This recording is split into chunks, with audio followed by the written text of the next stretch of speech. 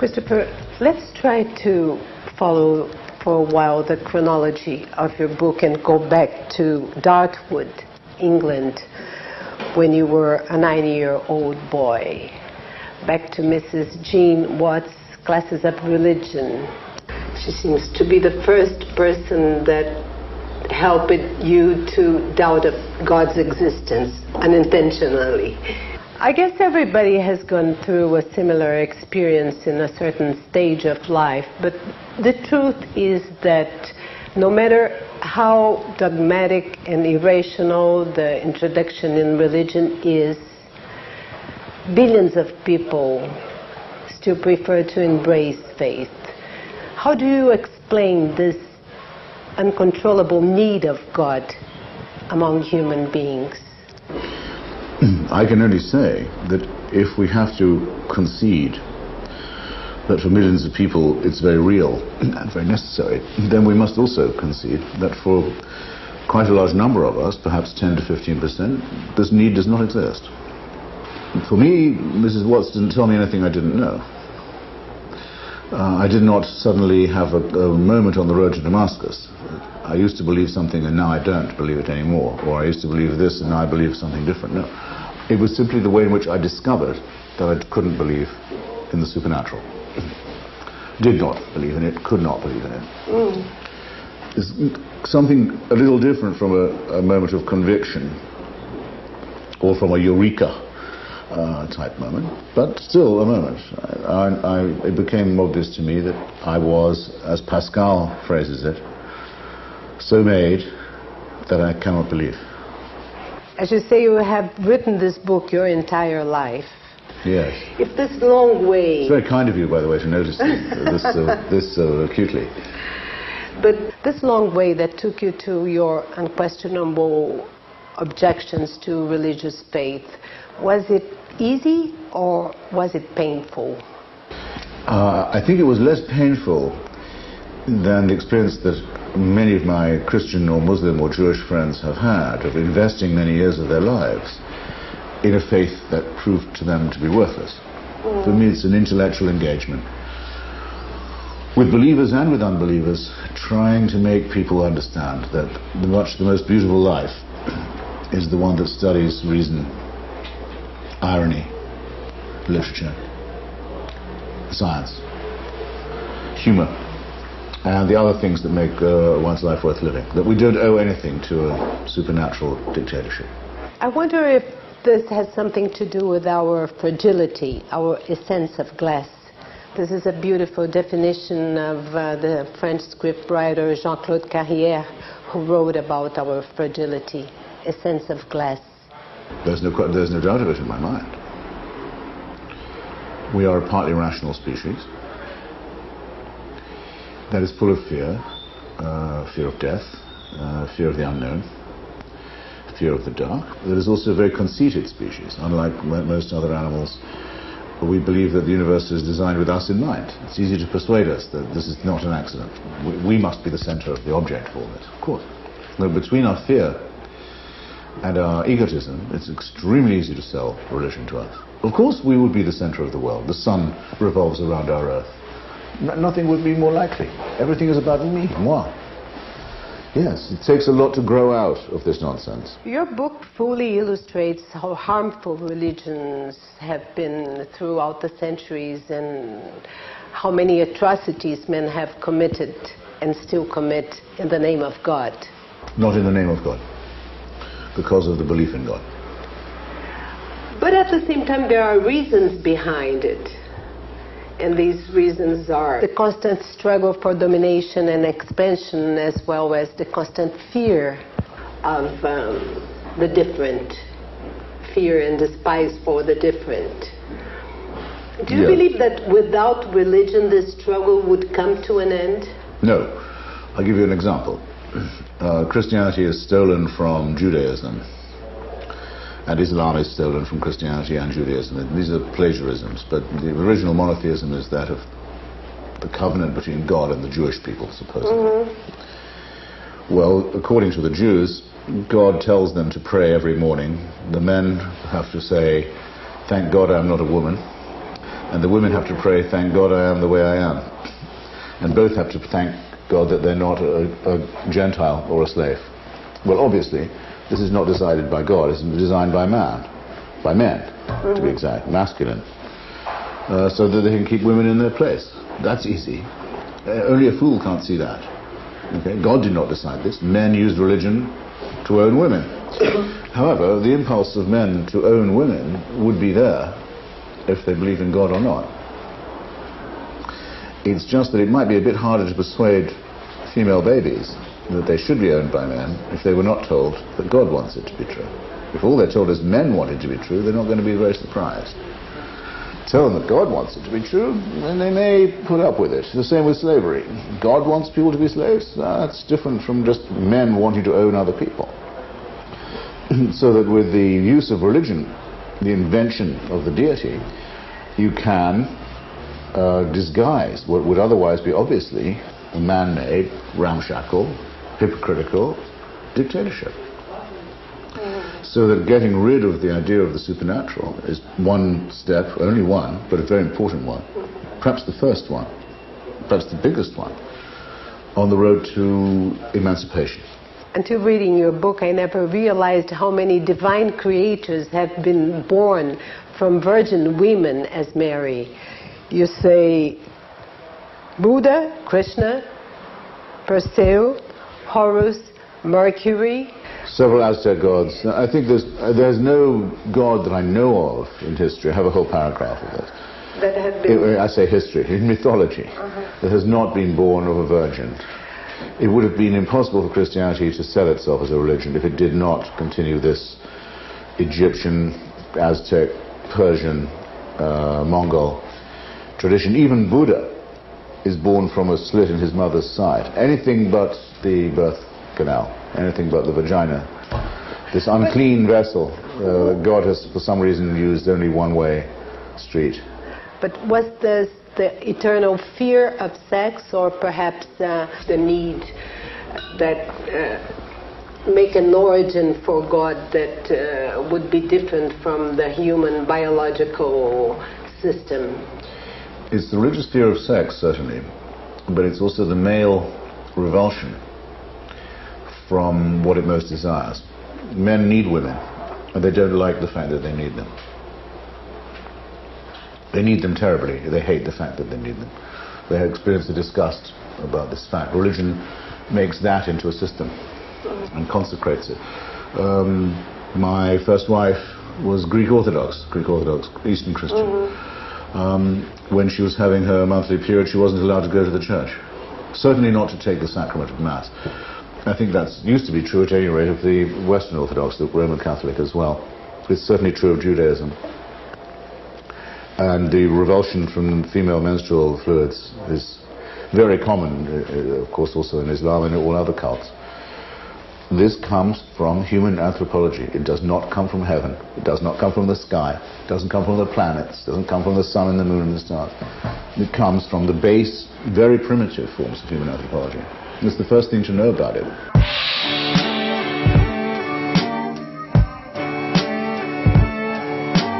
Let's take a look at the three monotheist religions. You have been submerged in the readings of the scriptures of a same story told in three different ways.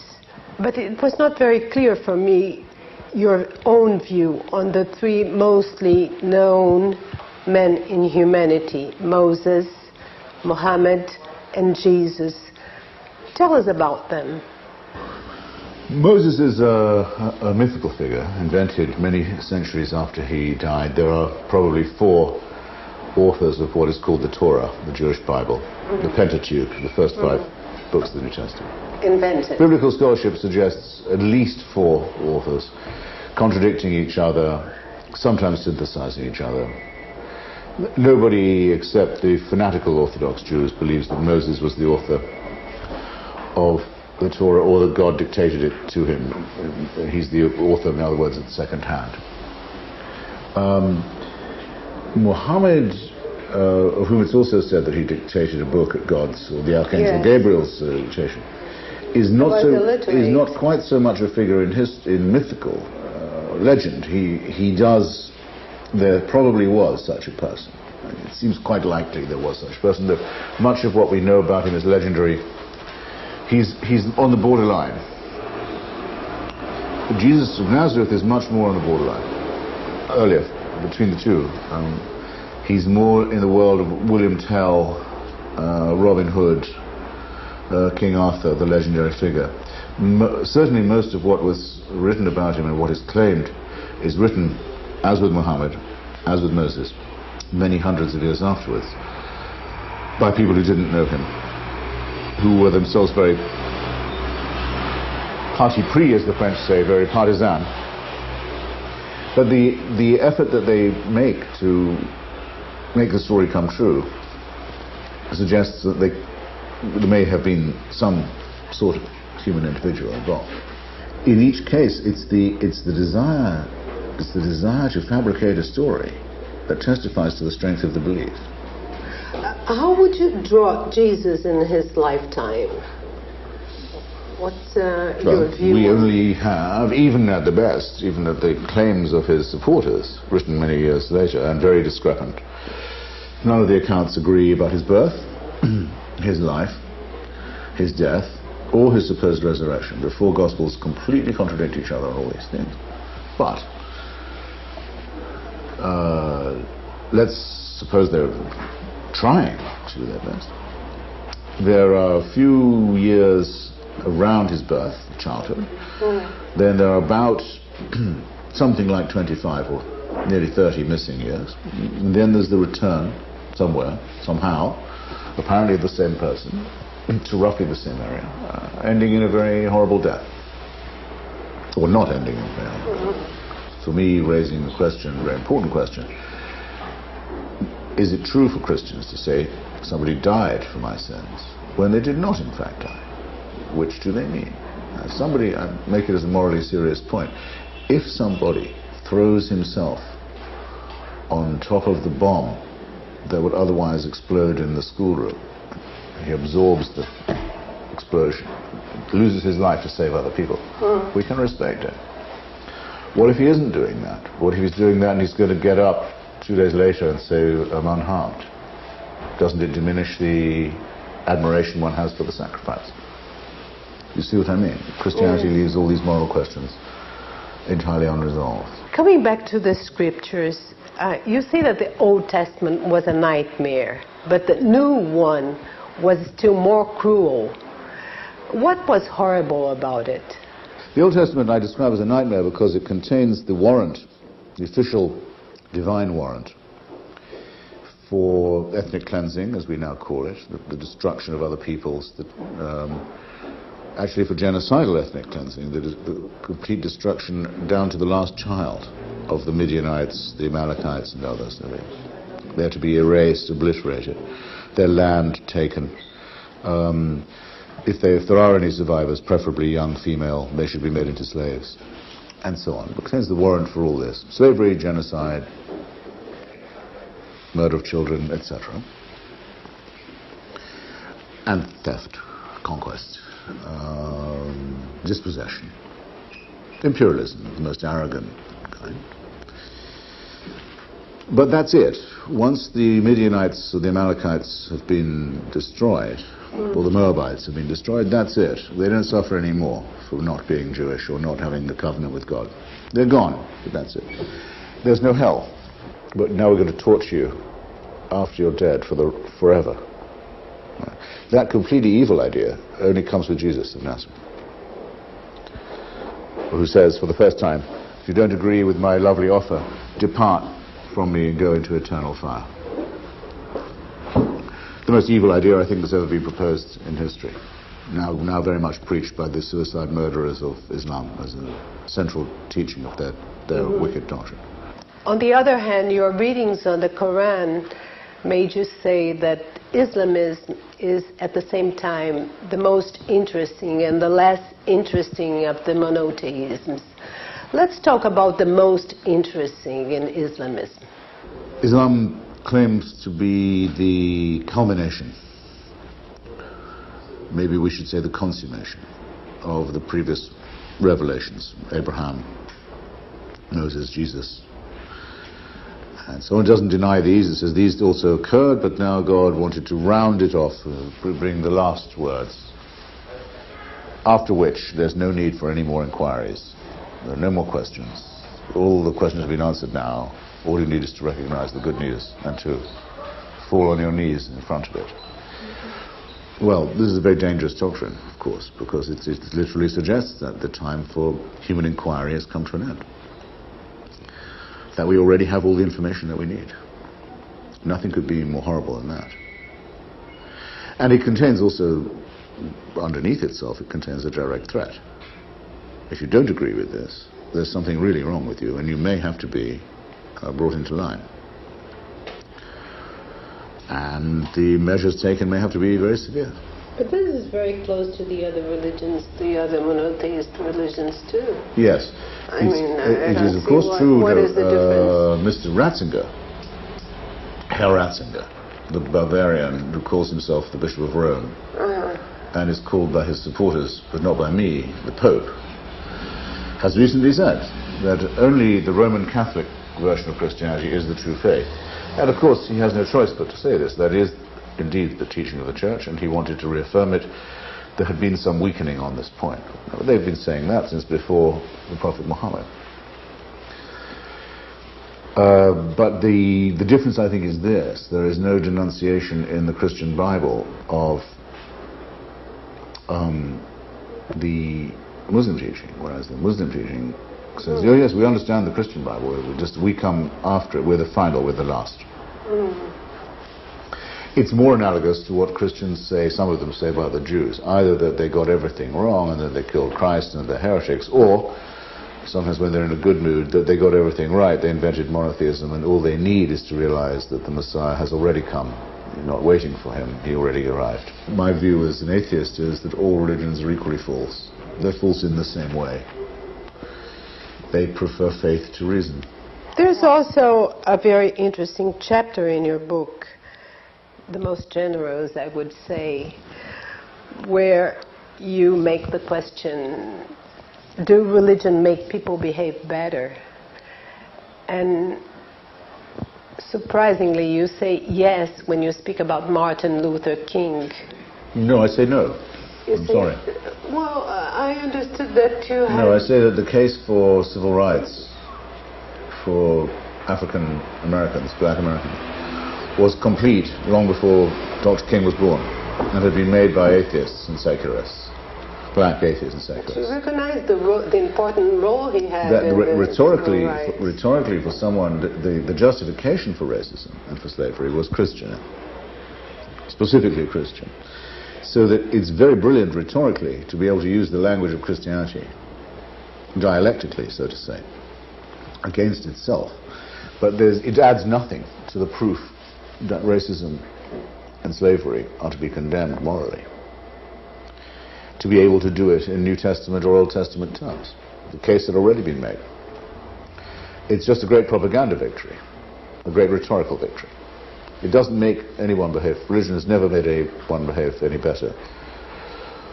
We can certainly not say, however, that it has not made people behave worse, because otherwise there wouldn't have been the Christian justification for slavery for 2,000 years and the Jewish justification before that to begin with. All the justifications for slavery are religious. You belong, of course, to a small and selected group of evolutionists who proposes renewed Illuminism centered on man. Man is the main object of study. People as Richard Dawkins and Daniel Dennett, who call themselves the Brights. Let me put it like this: I cannot claim an inner brightness for myself. If you want to say you see it in me, I'm on it. But I can't tell you you ought to be seeing it. That would be arrogant on my part. I'm also not certain that we say or should say that the center of the system is human or is mankind. In fact, we've spent a long time trying to show people that it was the Church who wanted to persuade us that the whole universe was centered on us. That's why they didn't like Galileo. They wanted us to believe that the sun went around the earth. that the whole of the universe was centered on our globe. We tell people to the contrary. We hardly even live in the suburbs, even in the outer suburbs of the known universe.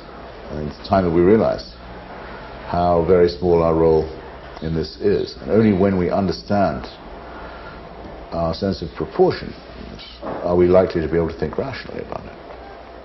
But inner brightness is also a definition of God, and there are others too. For instance, I picked up one from the leftist philosopher Tony Negri, who is not exactly a religious person, and he says that the only possible definition for God is the excess, the superabundance, the joy. Excess or superabundance. What there is a huge... There is not. No, there isn't. There's a huge deficit. We don't use our reason enough. We have faculties of reason and inquiry and skepticism that we neglect. We don't overuse them, we underuse them. It would be a great day if there was a surplus value to this. But there isn't. Anyway, can we believe that humanity is moving forward to this brightness? I don't think we're moving forward at all. Not at all? No. I think at the moment we're moving backward. I think the forces of theocracy are growing faster. All over the place? And with more confidence, yes. And with more violence. With greater numbers than the forces of reason are doing. I think that the period of human enlightenment may look, in retrospect, like a very brief, very small fraction of a second in human evolution, between about 1680 and about now, and maybe about to go into eclipse. Well, thank you very much, Christopher. It was very nice talking to you. Nada.